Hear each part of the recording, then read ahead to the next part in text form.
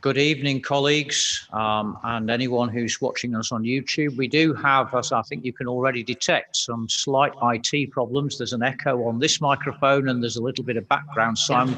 We are trying to resolve those problems and hopefully they will be resolved as we go along. But it is time to start our meeting tonight, and this, of course, is a hybrid meeting. Those members of the committee who are here are those who are able to vote. This is the government regulation now that we should all be in the room. I just ask if we've got any apologies this evening. I know we've got apologies from Councillor Moffat, we've got apologies from Councillor Reddish and from Councillor Cooper, for whom Councillor Sweeney is a substitute this evening. Are there any further apologies we've had?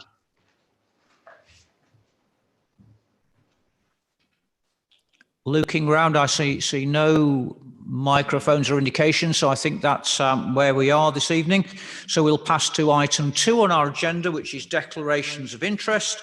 Does any member wish to make such a declaration this evening? And again, I see no indications, so I'm going to take it that there are no such declarations. Therefore, we'll progress to item 3 of our agenda, which is the minutes of previous meetings. They're printed for you on your agenda sheet. Are colleagues content that these are a correct record of our former proceedings? Again, I look round the room, I see no shaking heads, so I'm going to take that as acceptance. That brings us to our first substantive item this evening, application for major development land, the northeast of Eccleshall Road. And here we have, I believe, 2 public speakers who are going to address us. And again, for the benefit of those who are listening in, I'll just run through the protocol for public speaking. So the protocol says that the first speaker will be an objector to the application in front of us. The second speaker will be a supporter of the application. Each of those speakers has 5 minutes to address the committee. They will be timed by our clerk, who is sitting to my right. They have 5 minutes to address us, and after 4 of those minutes have elapsed, a verbal warning will be given so that they don't miss out any points they think are absolutely crucial. That is the sum total of the contribution of the speakers to the debate. They're not allowed to speak again after that. So on those terms, if I can ask our clerk to bring our speakers into the meeting first, and then also, before I invite our objector to speak, just to ask our officer if there's any further information we need to know about this evening. No, there's nothing to report at this stage. Thank you. So I now wait to see if we have our speakers with us.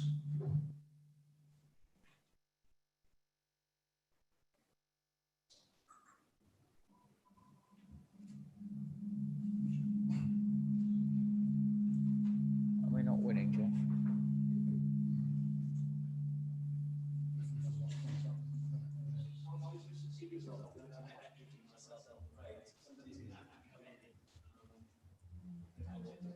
Oh, that's very noble of you, Councillor Holland. Well, no, it would also be a health hazard, wouldn't it? I'm probably quite smelly, so I'm rather glad that hasn't happened. But we're still, I'm afraid, waiting for contact with our speakers.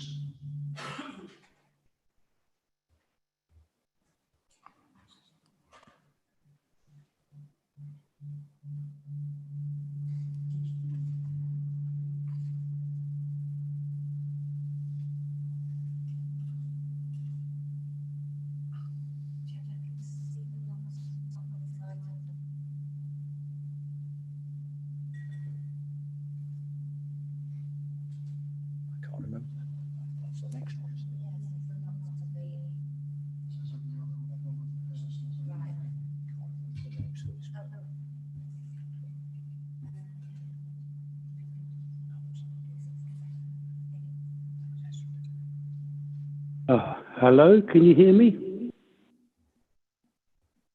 Hello? Hello. Ah, I can hello hear you, but there. I have no visual contact. Could you identify yourself, please? I do apologise. Yeah, sure. No, that's all right. It's James Day. I'm on the telephone. I haven't joined you on the Zoom, but I've been told that it's okay for me to speak over the telephone. No, that's fine. And you're speaking as an objector to this application. Is that correct? I am indeed. That's correct. Right. So in that case, Mr. Day, you have 5 minutes to address the committee, and please start when you feel comfortable. Okay. All right. Thank you very much. Okay. Okay. Thank you. I think, Chairman, we are lucky enough to have been residents of Hookgate for the last 5.5 years. We live on Eccleshaw Road in a property that overlooks the beautiful and so far unspoilt fields full of flora and fauna of the proposed development site. I think it is important to mention that on the previous application, there was a total of 12 public comments, and they were all objections. I would very much like to talk about all of the changes to all of the conditions in detail, but unfortunately for us, 5 minutes is simply not enough time for such important issues. The changes to condition 9 are quite concerning. The land to which the application applies is saturated by groundwater, especially in the wetter months. It is well known locally that these fields have springs bubbling up to the surface. Surface drainage on this site will be one of the most challenging and expensive prospects for any developer, and so should be planned well in advance. We find it very concerning if a developer cannot give clarity to the planning authority prior to commencement of work for their solution of how they plan to link together the added surface water and ensure the drainage is capable of overcoming a major foreseeable serious complication, which we will no doubt in time cause a time-consuming expense to complete the work to a satisfactory standard. As it currently stands, in heavy rain, there is normally 2 large streams of surface water flowing down the sides of Eccleshaw Road due to the gradient. The thought that possibly even more surface water could be emitting from the development out onto Eccleshaw Road fills me with fear and dread. Our property and three others, so 4 in total, were constructed with an independent sewer pumping system. In effect, it empties the waste uphill. Nearly 20 years ago, the cost of the pump was over £6,000, not including VAT. The pump was only for 4 properties.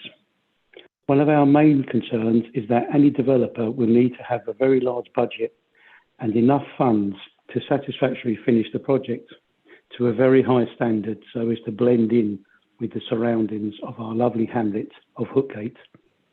I have to say that it is most worrying that the developer is trying to, it seems, to get in there to get started before actually saying and showing us all what they intend to do. Whatever happened to openness and transparency? On the 28th of October 2018, Gary R. Benson, the Head of Planning and Development at Newcastle Borough Council, signed off on the planning application 1701001, the previous application to this present one. It clearly states, subject to the compliance with the conditions specified. It goes on to say, failure to keep the conditions may result in enforcement of legal action, which leads to my obvious question, how and why were the conditions so important then that apparently now they could or potentially can be swept aside with such ease? We find it incredible and almost unbelievable that any professional, credible building developer would be requesting to make these changes in this way.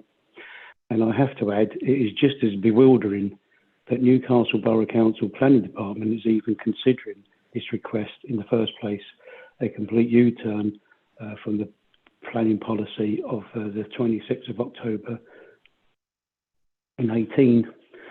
Condition 18, external facing materials. This really worries me and should everyone at the meeting. These dwellings may not be high-rise blocks, but they still will be housing families and children. In view of such recent terrible, tragic events involving housing developments, we would imagine that all council planning departments across the whole country would be making their policies, practices, procedures, terms and conditions even more robust to make sure that such an avoidable tragedy could never happen again. Again, where is the information that we all need, the openness and transparency? 1 minute. Conditions are everywhere. Thank you. Conditions are everywhere for very good reasons. They should not be varied or manipulated for anybody for any reason. It has become apparent to me that everyone that I've spoken to about this building application has not come across building conditions that can be varied. It is something that is it something that the general public need to be made aware of, besides through YouTube? And finally, I find out just this morning that the developer wants to change yet another condition, number 10. It cannot be allowed or permitted. That concludes my statement. Thank you, Chairman and members of the committee. Thank you very much. And I now, if we have our second speaker with us, invite our second speaker, a supporter of the application, to address the committee on the same terms, namely to speak for 5 minutes, and a warning will be given after 4 have elapsed. Thank you, Chair and members. I'm hoping you can hear me. And appreciate the opportunity to speak. I'll take but a moment of your time. I'm Mike Lloyd, a planning consultant with Berry's the applicant. Could I just ask you, is it possible for you to turn your speaker's volume up? It's quite quiet here. Right, I will do my best. Is that any better?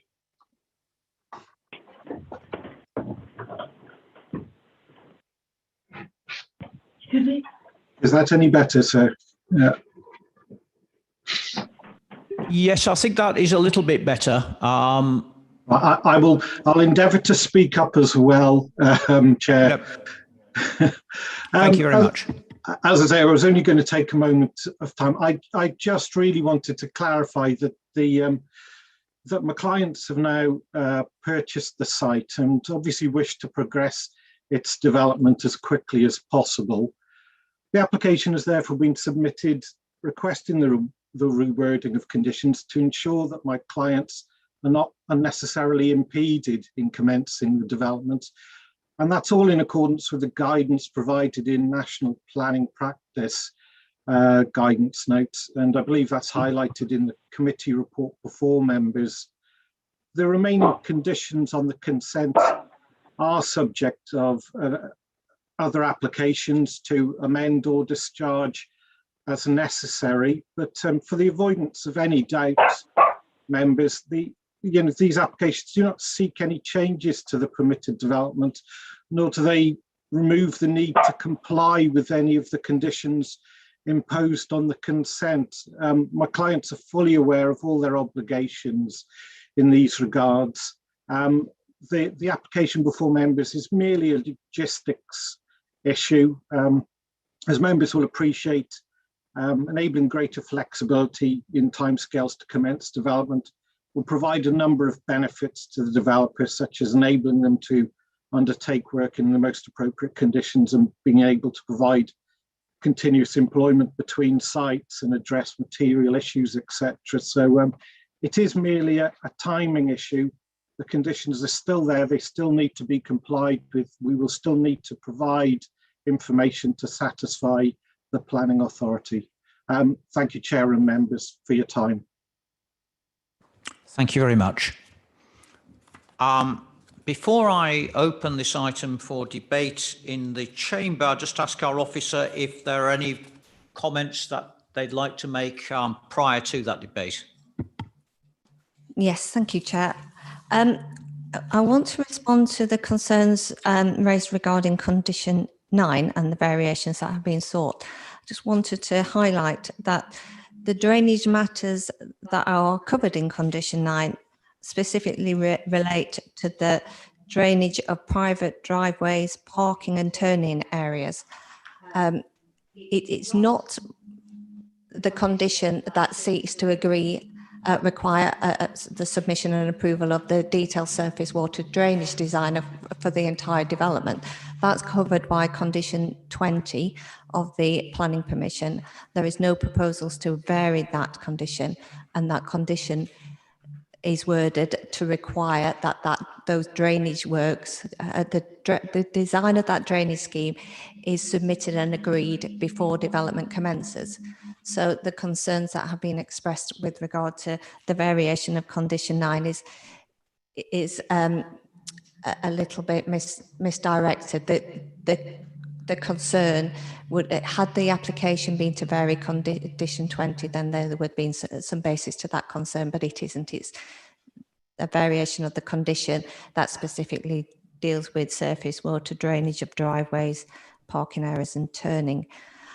With regard to the concern expressed on the variation of the condition relating to external facing materials, condition 18, the amended wording as recommended still requires that those details are submitted and agreed, but at a slightly later stage in the development, and certainly before any facing materials will be applied or constructed on site. There's no justification, and certainly the wording of the condition as imposed on the original permission that should be agreed prior to commencement of development is not in accordance with national policy with regard to and guidance with regard to the use of pre-commencement conditions, and we can't justify the wording of the condition as originally imposed. But as recommended, which is prior to commencement of above ground works, certainly before any brickwork is or any external facing materials of the dwellings are put up on site, there will be a requirement for that to be agreed by the local planning authority. Reference was made to a new application with regard to condition 10. Obviously that's not before you today. That will be a matter for a further report to committee at a later date, and that will consider the merits of that application at that stage. Thank you. Thank you very much, Mrs. Moulton. You've answered the questions that were in my mind anyway there. So I now open this item for comment and debate.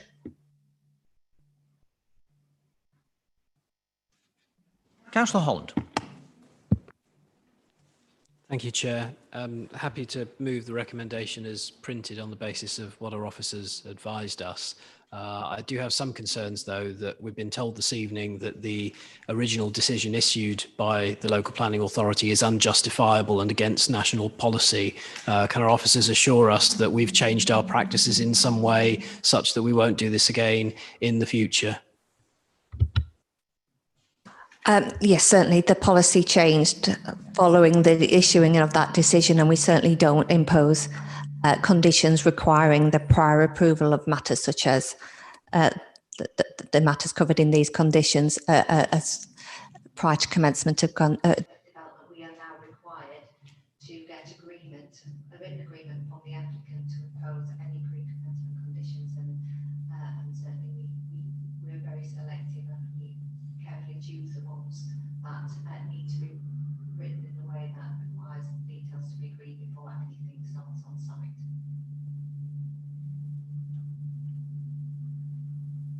Any further comments from members? In that case, I'm happy to second Councillor Holden from the chair to make sure we can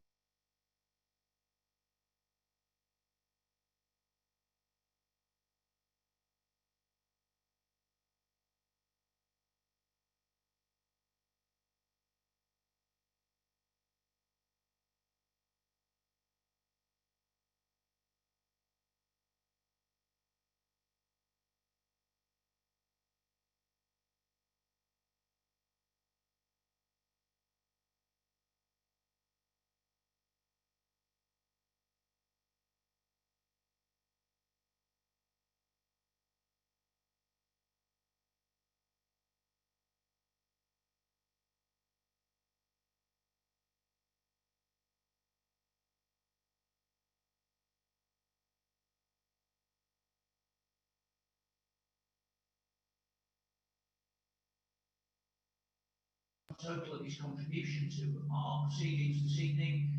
They'll be timed by the clerk sitting to my right, and the verbal warning will be given after 4 of those 5 minutes have elapsed to ensure that Mr. Locke doesn't miss out any points that he thinks are absolutely crucial. So on those terms, I invite Mr. Locke to address the committee and begin when he feels comfortable.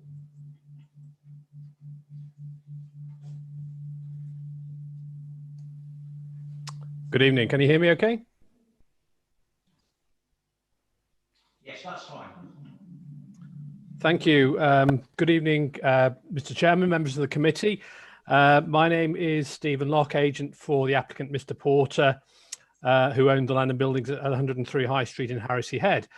As you're aware, this application is a resubmission for the conversion of 2 former farm buildings into 2 residential barn conversion units, together with the demolition of an ugly 3rd building and its replacement with 2 garages to serve each of the barn units.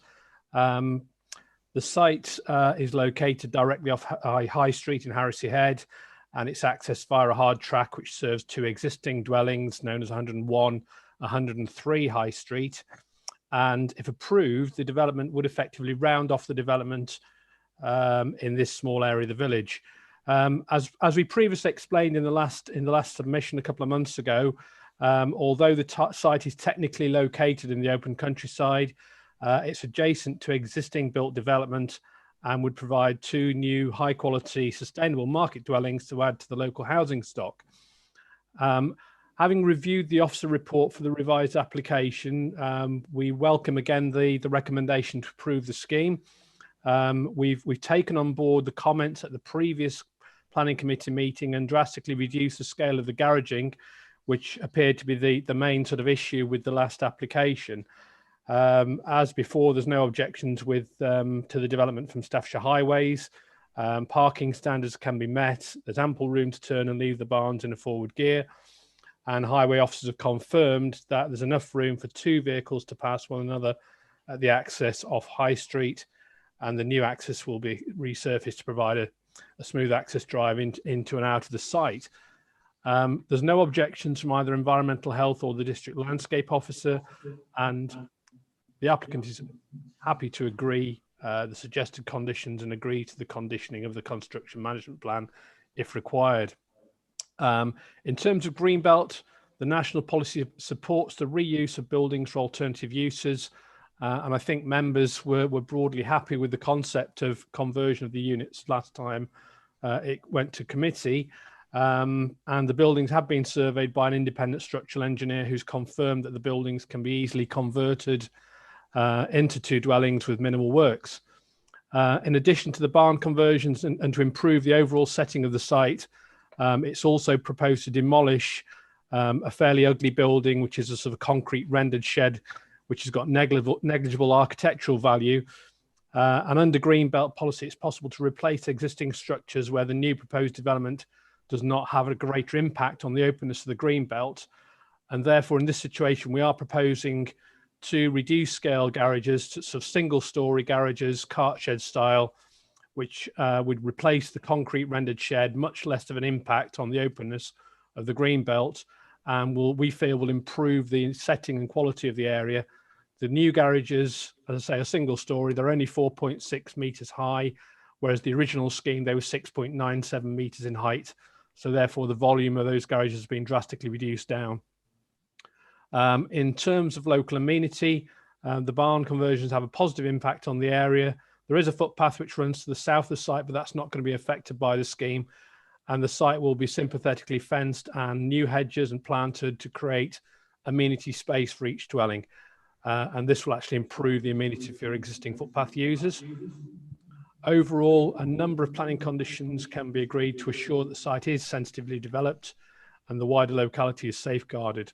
So therefore, given the recommendation for approval, we ask again for your support for this revised application.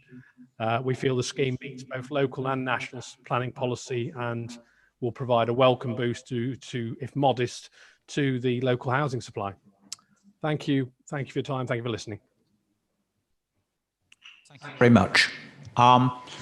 I should have drawn members' attention to the fact there's a supplementary report which is appended to your papers this evening. It, I think, doesn't modify the recommendations. But before we open the item for debate, again, I'll just ask our officer if they have anything they wish to add to what they've just heard. Thank you, Chair, but there's nothing further to report. I think there is nothing to add. That was very, very low sound indeed. Again, I don't know if our own IT people can sort out what's going on there. Right. Dan Dickinson here, loath to interrupt, but when we had this issue previously, it was resolved by someone physically clicking on the little speaker button on the laptop at the back of the room and adjusting the speaker on that laptop, the volume on that laptop, as you would adjust your own volume on your own laptop in your house. So that might work, and I'd love to help you, but we have Councillor Holland working on it at this very moment. Oh, it'll be right as rain in no time. I'll mute myself again now. Thank you, Chair, and sorry for the interruption.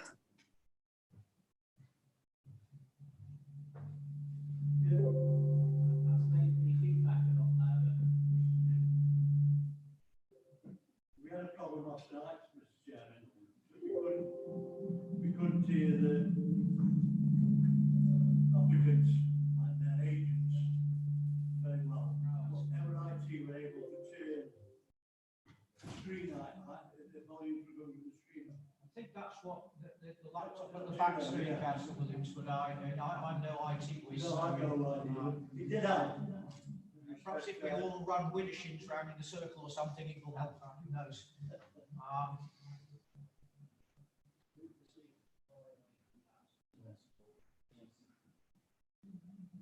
And for anyone watching, do excuse this slight pause in proceedings. We'll be underway ASAP, I hope. In the meantime, perhaps I could just ask Mr. Bromley if he could confirm that he doesn't wish to add any comments to what he said by just putting that in the chat on Zoom or something like that, so we can see that visibly. Yes, Chair, there's nothing further to report.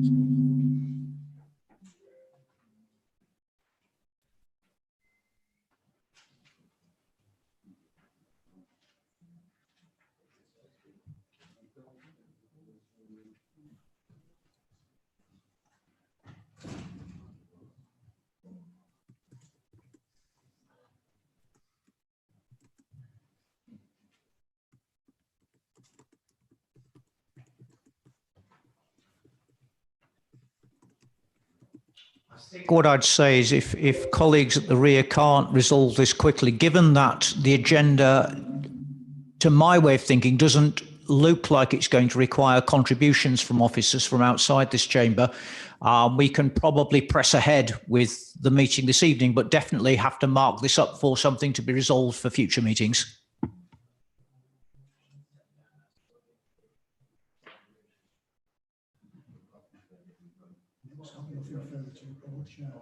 So we've been told on the chat that our officer has no comments to make on what he's heard from our speakers, so I therefore invite comment from members. Councillor Maxfield. Thanks, Chair.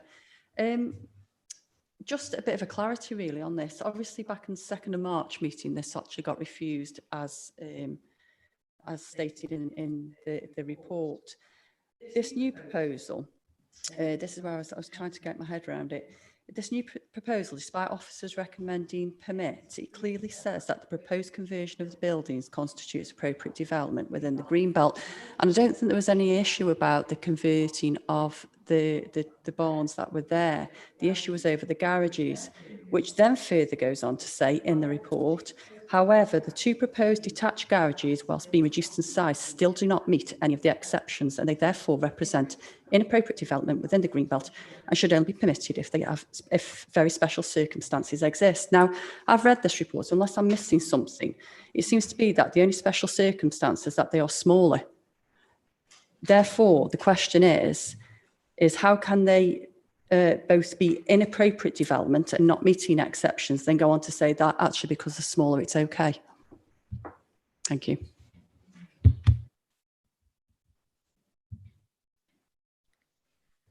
Don't know if And unfortunately, this will require, I think, Mr. Bromley to try and speak to the matter from outside the chamber. Yes, can members hear me now? Yes, that's okay, Nick.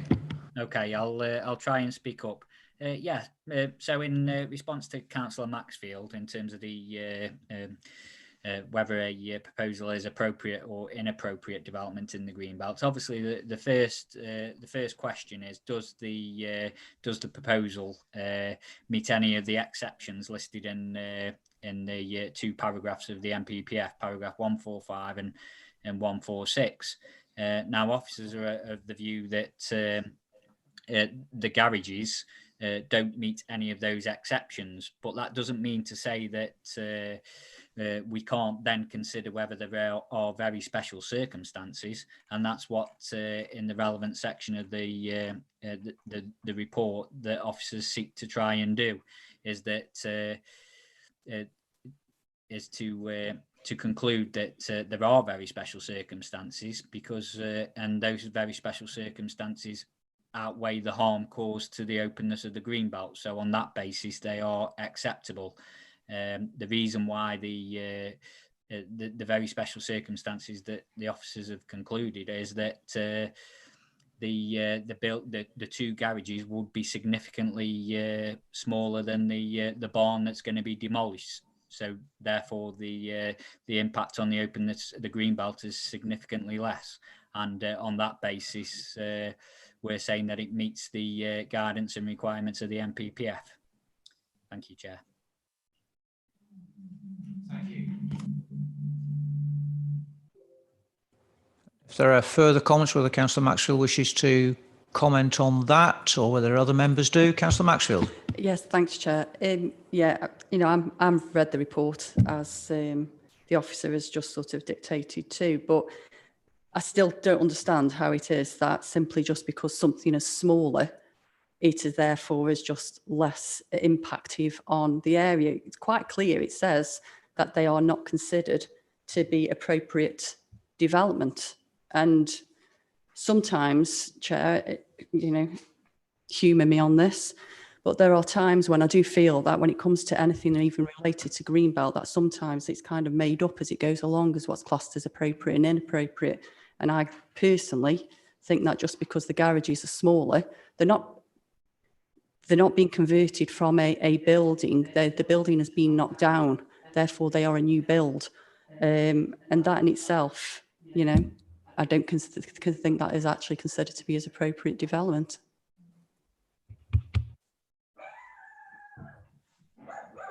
I suspect now, Councillor Holland first. Thank you, Chair. I believe the way our officer has tried to frame it, and he may be able to contribute again shortly, is that, correct me if I'm wrong, Mr. Officer, but all development of dwelling places in the Greenbelt is inappropriate development in the Greenbelt. That is the basic position from which we start. That's what the Greenbelt is for. It is designed to prevent urban sprawl. And we have this justification of very special circumstances that we can make in order to permit development within the Greenbelt of this nature if we want to.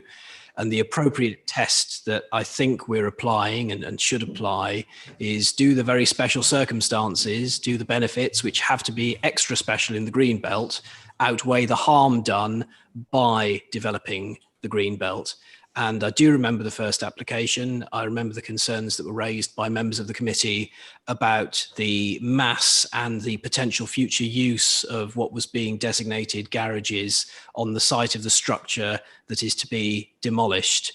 And those concerns, in the views of our officers, have been answered by this fresh application, this resubmission, which significantly reduces the mass and the design, changes the design of what is proposed.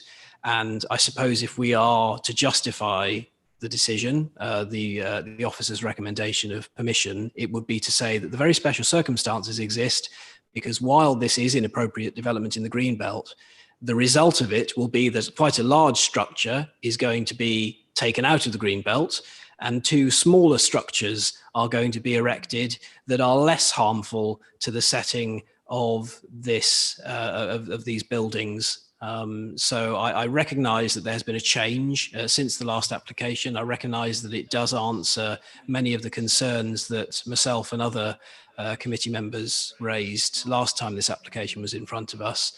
So I'm considering supporting the application on that basis.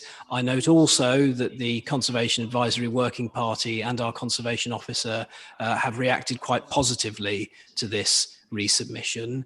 I would just ask our officers, in addition to the complicated and slightly useless question I asked before, could they say whether or not they feel that the conditions that have been proposed as part of this recommendation properly address all of the concerns that were raised by Corp, or is there additional conditioning that we could do that might enhance the decision in that regard? Thank you, Chair.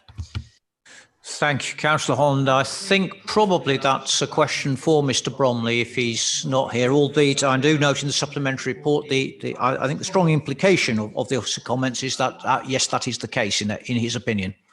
But if Mr Bromley could comment briefly, I don't know if he's still with us. Yes, we feel as though Corp's... I can't hear you at all, Mr Bromley. That's very low indeed. I don't know whether that's us or you, I'm afraid. Okay, can you hear me any better now? No, Mr Fleet is about to change the setting on the computer here, so hopefully in a moment all will be well. Have a go now. Okay, is that better? It's much better, yes. Yes. Okay. So yeah, as advised in the supplementary report, obviously Corp did raise concerns, but we feel as though those concerns could be addressed by the conditions recommended by the conservation officer.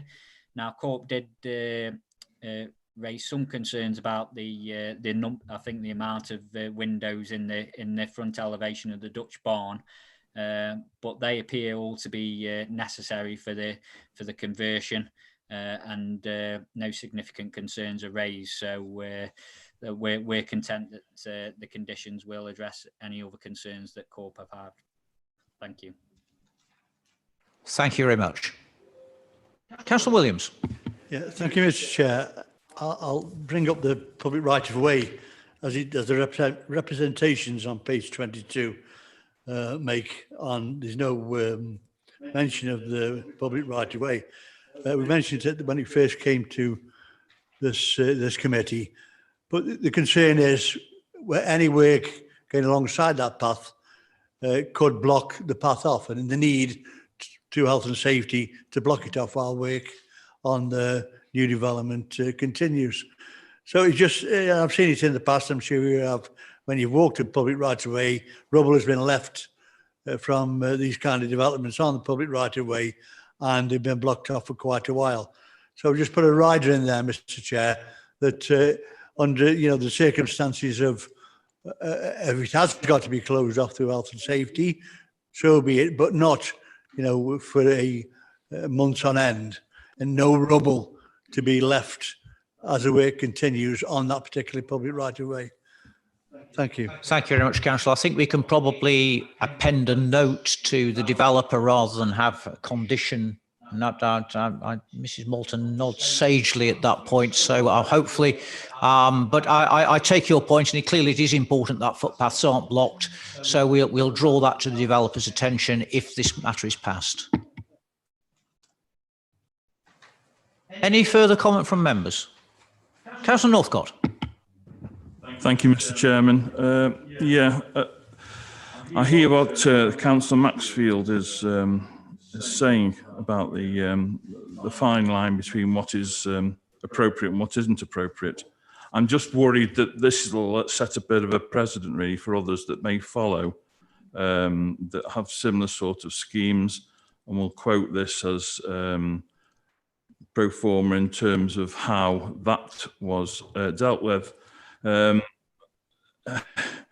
I must admit that the green belt is there by by virtue of the planning regulations. I'm not happy that that the garages are still there in the form that they are. And I'm not sure I can actually support this application based on that fact. Thank you, Mr. Chairman. Thank you, Councillor. Any further comment from members before we move to a vote? In that case, if I'm happy, again, for the sake of there being a vote, to propose the matter from the chair. Could I see those in favour of the recommendation as printed, please? I see 1, 2, 3, 4, 5. I'll just confirm with my clerk. And those against? And I see 3. Are there any abstentions? There are no abstentions. Therefore, that item is passed. We can progress to item 6, which has got one of the most extraordinary maps appended to it I think I've ever seen on a planning application. It looks like a pair of pyjama bottoms. It's quite extraordinary. But here we are, land off Lowfield Drive, Stoke-on-Trent. As you can see, it's an application for telephone equipment. I looked to our officers, but I don't think there'll be any further information to convey this evening. No, there's no further information. So I open the item for comment and debate. Happy to move it, Chair. Any member wish to comment before we proceed to a vote? In that case, could I see those in favour of the recommendations, please?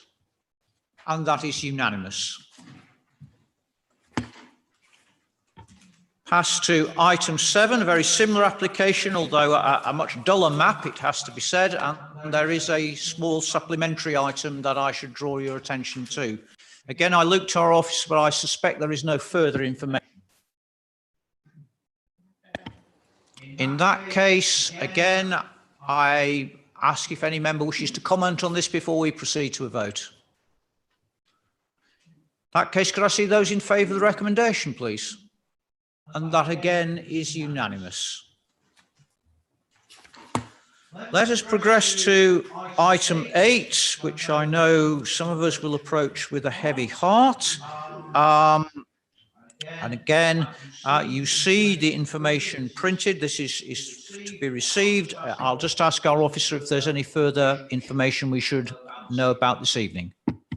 Well, just to say that a letter has been sent to the planning inspectorate expressing disappointment about the further delay in this matter. And we have received a response, but at the moment it just says MOD, a full response will be provided at a later stage. So effectively it was acknowledging receipt of the correspondence.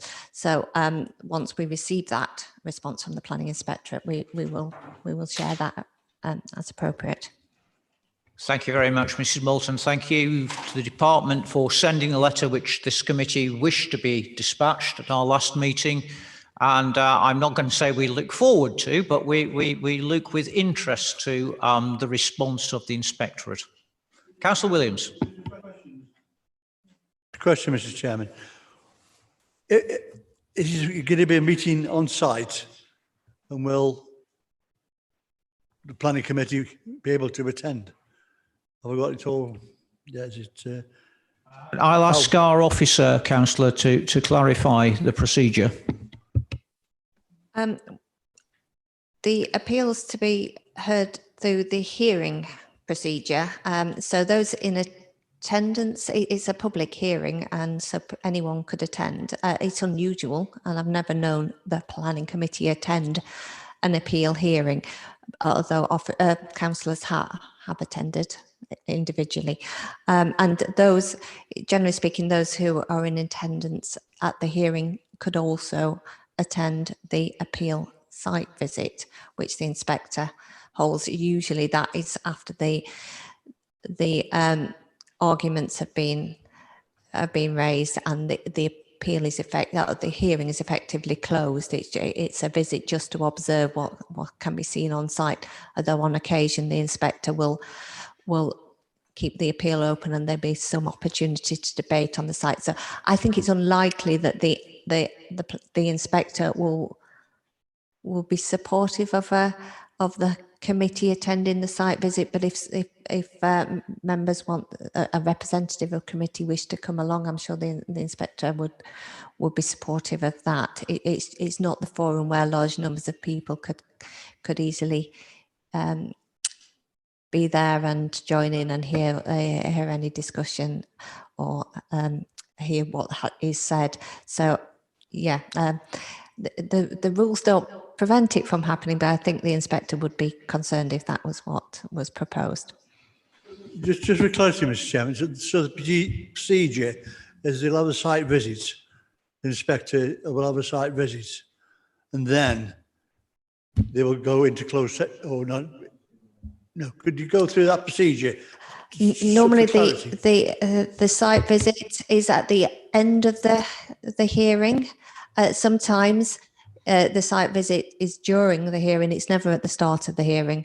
The inspector might have visited independently before the hearing starts, but there's usually, there's always some debate. So the case is presented for the appellant and for the councillor's local planning authority, and then the inspector may close the hearing at that stage and do the site visit, or keep the hearing open, go to site, may close on site, and in some cases may reconvene after the site visit. But yes, certainly it's never before.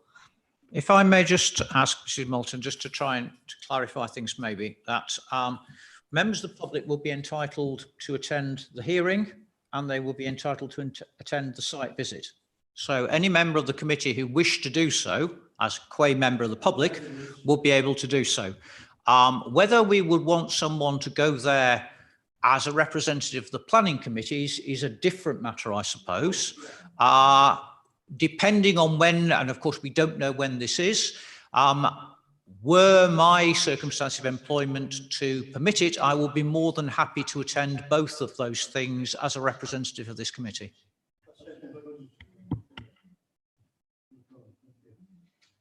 Beyond that, does any member wish to comment on the information that's in front of us? Therefore, are we content, we have no choice, I suppose, really, that this information be received?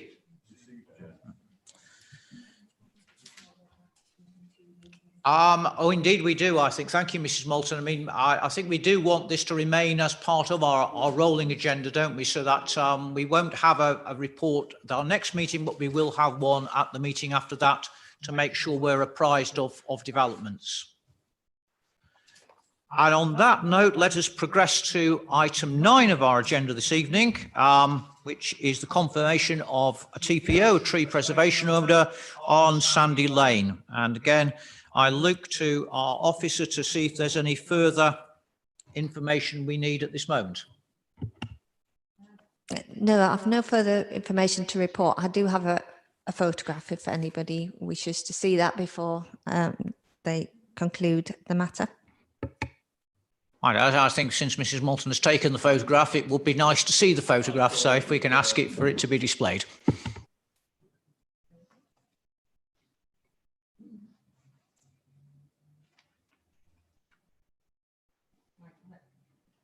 I'm about to share my screen, so just bear with me a moment.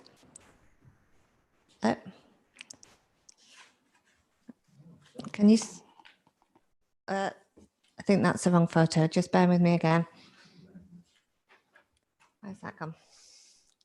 Let's get rid of that. Right, I'm trying again.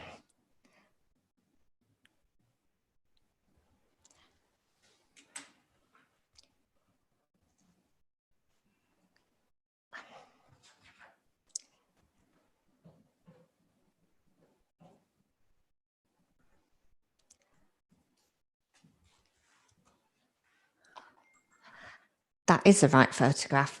So the tree in question is the tree that my cursor is highlighting. Thank you very much, Mrs. Moulton. Does any member wish to comment before we proceed to a vote? that case, could I see all those in favour of the recommendation? That, I think, is unanimous. We can progress to item 10, which again, as you can see, is another tree preservation order, this time at Hill Chorlton. And again, I'll just ask our officer if there's any further information we require. Again, no further information, but again, I've got a couple of photographs that I can share, hopefully with no errors this time. So I think given your triumph last time, Mrs. Moulton, we should see the photographs this time. Okay, thank you.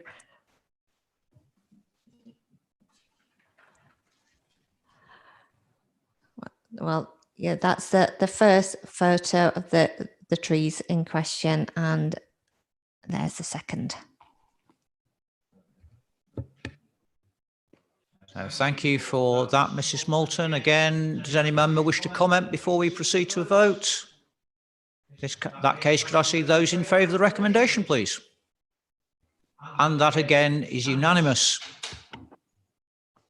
That brings us to the last item on our agenda this evening, which is urgent business as defined by the relevant section of the relevant Act. I know of none. I look to our officers in case they know of some. There is none. In that case, if there is no urgent business, I will close this meeting. Apologies for our IT glitches. I hope they haven't spoiled the meeting for anyone listening in this evening, and we will endeavour to resolve them in the future. It merely remains for me now to wish those here a safe journey home.